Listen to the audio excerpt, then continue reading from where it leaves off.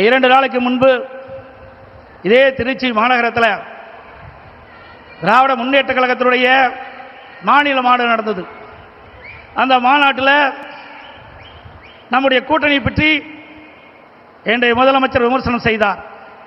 திரு ஸ்டாலின் அவர்களே, அனைத்து இந்திய அண்ணா திராவிட முன்னேற்ற கழகம் தேசிய ஜனநாயக கூட்டணி இணைந்து அற்புதமான கூட்டணியை தமிழகத்திலே அமைந்திருக்கின்றது. வலிமையான கூட்டணி, வெற்றி கூட்டணி நம்முடைய கூட்டணி.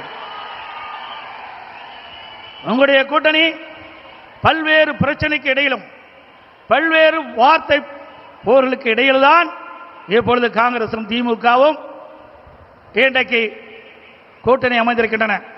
கிட்டத்தட்ட 20 நாட்கள் திராவிட முன்னேற்ற கழகமும் காங்கிரசும் வார்த்தை போர்.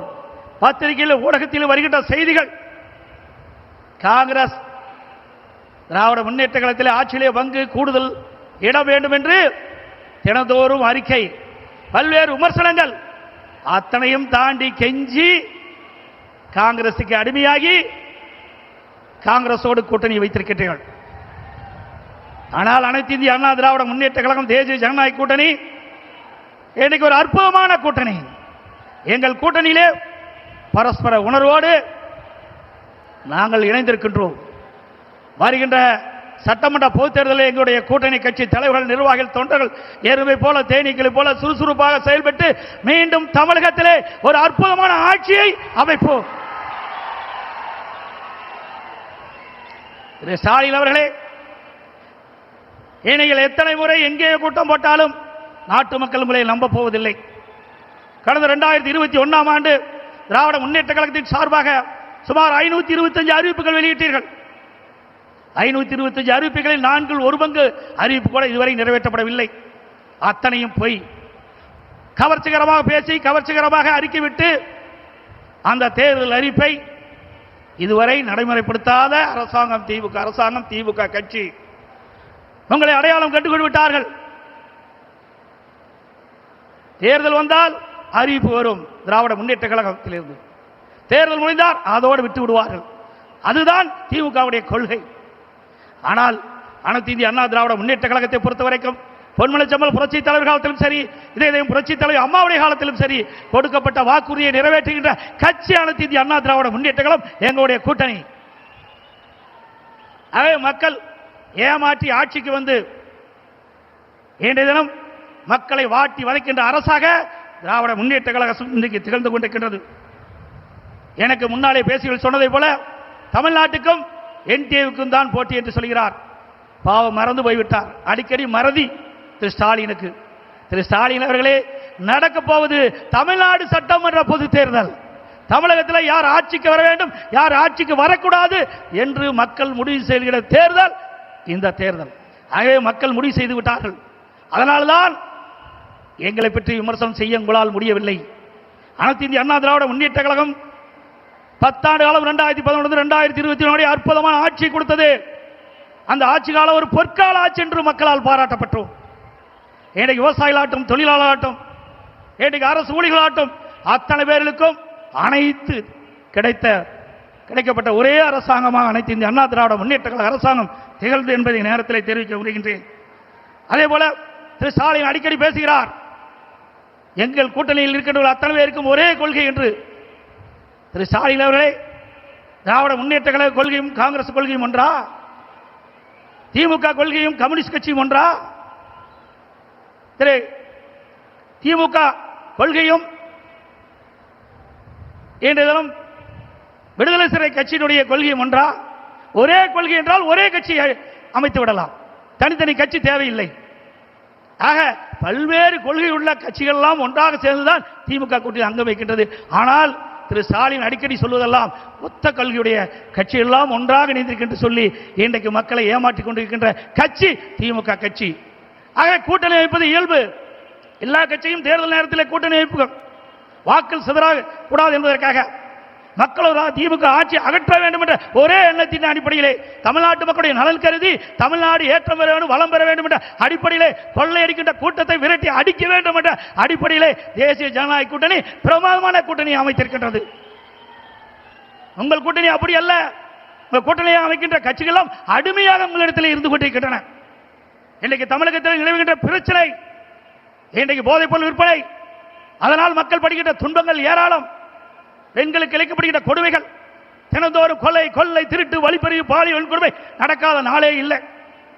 சிறுமிகளுக்கு பாலியல் வன்கொடுமை, பெண்களுக்கு பாலியல் வன்கொடுமை, மூதாட்டிகளுக்கு கூட பாலியல் வன்கொடுமை. இப்படிப்பட்ட மோசமான கையிலாகாத அரசாங்கம் திமுக அரசாங்கம். அப்படிப்பட்ட அரசாங்கத்தை அகற்றுவதுதான் எங்களுடைய கூட்டணிய நோக்கம் என்பதை நேரத்தில் தெரிவிக்க விரும்புகின்றேன். அதே நேரத்தில் இன்றைக்கு திராவிட முன்னேற்ற கழகம் என்று சொன்னால் அது குடும்ப கட்சி, அது ஒரு கார்ப்பரேட் கம்பெனி, அது கட்சி அல்ல. அந்த குடும்பத்தில் இருக்கின்றவர்கள் தான் அந்த கட்சிக்கு தலைவராக முடியும், அந்த குடும்பத்தில் இருக்கின்றவர்தான் ஆட்சி அதிகாரத்துக்கு வர முடியும். அப்படிப்பட்ட கட்சியை தமிழக மக்கள் இந்த முறை விரட்டி அடிக்கப்படுகிறார்கள். இந்த தேர்தலோடு திரு கருணாநிதி குடும்பத்திற்கு இறுதி கட்ட தேர்தல் மக்கள் முடிவு செய்து விட்டார்கள். தமிழகம் முழுவதும் ஒரே குரல், திமுக ஆட்சி அகற்றப்படுகின்ற ஒரே குரல் இன்னைக்கு ஒலித்துக் கொண்டிருக்கிறது. ஆக இப்படிப்பட்ட ஆட்சி தமிழகத்திலே அகற்றப்பட வேண்டும் என்று மக்களுடைய எண்ணம், அந்த எண்ணத்தை நிறைவேற்றுவதுதான் எங்களுடைய கூட்டணியுடைய நோக்கம் என்பதை நேரத்தில் தெரிவித்து, அனைத்து இந்திய அண்ணா திராவிட முன்னேற்ற கழகத்திலே பல்வேறு திட்டங்களை இங்கே நிறைவேற்றி கொடுத்திருக்கின்றோம். இந்த டெல்டா மாவட்டம் பொன் விளைகின்ற பூமி, அப்படிப்பட்ட விளை நிலங்களை திரு ஸ்டாலின் அவர்கள் துணை முதலமைச்சர் இருந்த காலகட்டத்திலே விவசாய நிலங்களை அபகரிக்கின்ற விதமாக மீத்தேன் ஹைட்ரோ கார்பன் திட்டத்திற்கு அந்த புரிந்துணர்வு ஒப்பந்தம் போட்டது திரு ஸ்டாலின் முன்னிலையிலே. விவசாயிகள் பாதிக்கப்படக்கூடாது என்பதற்காக அம்மாவுடைய அரசாங்கம் விவசாயிய கோரிக்கை ஏற்று மத்திய அரசோடு தொடர்பு கொண்டு அந்த விளைநிலங்களை பாதுகாக்கின்ற விதமாக பாதுகாக்கப்பட்ட வேளாண் மண்டலத்தை கொண்டு வந்து விவசாயிகளை பாதுகாத்த அரசாங்கம் அண்ணா திமுக அரசாங்கம். அதோடு குடிமராமத்து திட்டத்தை கொண்டது ஏரி, குளம், குட்டைகள் எல்லாம் அனைத்தும் சீர்வு செய்யப்பட்டு பெய்கின்ற மழைநீர் முழுவதும் சேமித்து வைத்தோம். அங்கே தடுப்பணைகள் கட்டப்பட்டோம். ஆதனூர், குமாரமங்கலம், நஞ்சை புகழிலே தடுப்பணை கட்டப்பட்டது, முக்கம்பிலே தடுப்பணை கட்டப்பட்டது. அதே போல காவிரி குண்டாறு அற்புதமான திட்டம். வறண்ட பகுதியில் இருக்கின்ற நிலங்கள் எல்லாம் செழிப்பாக வளமாக இருக்க வேண்டும் என்பதற்காக, அந்த பகுதியில் நிலத்தடி நீர் உயர வேண்டும் என்பதற்காக காவிரி குண்டாறு திட்டத்தை கொண்டு வந்தோம். அந்த திட்டத்தையும் முடக்கிய அரசாங்கம் தான் விடியா திமுக அரசு. அதோடு பாரத பிரதமர் அவரிடத்திலே, மரியாதைக்குரிய நரேந்திர மோடி அவர்களிடத்திலே நான் முதலமைச்சராக இருந்த பொழுது ஒரு திட்டத்தை நிறைவேற்ற வேண்டும் என்று அவரிடத்திலே கோரிக்கை வைத்து அவரும் ஏற்றுக்கொண்டார். அதற்கு நடந்தாய் வாழி காவிரி திட்டம் என்ற அற்புதமான திட்டம். மேட்டூர் அணையிலிருந்து வெளியேறுகின்ற நீர் கடலிலே கலக்கின்ற வரை அந்த நதியின் கரை ஓரமாக இருக்கின்ற கழிவு நீர் அந்த நதியிலே கலங்கி நதியிலே கலந்து மாசுபடுகின்றது. அந்த நீரை சுத்தமான நீராக மக்கள் பருக வேண்டும், விவசாயத்துக்கு சுத்தமான நீராக பாய்ச்ச வேண்டும் என்ற அடிப்படையிலே அவரிடத்திலே கோரிக்கை வைத்தேன். அவரும் ஏற்றுக்கொண்டு அன்றைய தினம் 2 அவைகள் கூட்டத்திலே மேதகு குடியரசுத் தலைவர் உரையிலே இடம்பெற செய்து 2024ஆம் ஆண்டு அதற்கு வடிவம் கொடுத்தார் பாரத பிரதமர் அவர்கள். அவருக்கு நன்றியை இந்த நேரத்தில் தெரிவித்துக் கொள்கிறேன். சுமார் 11,250 கோடி நடந்தாய்வாளி காவிரி திட்டத்திற்கு மத்திய அரசு அனுமதி கொடுத்தது 2024ஆம் ஆண்டு கொள்கை விளக்க குறிப்பிலே இடம்பெற்றிருக்கிறது தமிழ்நாடு அரசிலே. ஆனால் இதுவரை அதை நிறைவேற்றப்படவில்லை.